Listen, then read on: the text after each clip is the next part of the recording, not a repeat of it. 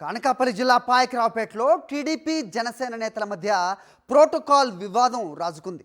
హోంమంత్రి అనిత పర్యటన సందర్భంగా ఏర్పాటు చేసిన ఫ్లెక్సీలో జనసేన ఇన్ఛార్జ్ గెడ్డం బుజ్జి ఫోటో పెట్టకపోవడంపై ఆ పార్టీ కార్యకర్తలు మండిపడుతున్నారు. హోంమంత్రి అనిత తీరుపై ఆగ్రహం వ్యక్తం చేస్తున్నారు. ఈ రోజుతో అయిపోయిందనుకుంటే మీ భ్రమ అంటూ ఫైర్ అయ్యారు. ముందు చాలా ఎన్నికలు రాబోతున్నాయంటూ సోషల్ మీడియా వేదికగా హెచ్చరించారు జనసేన కార్యకర్తలు.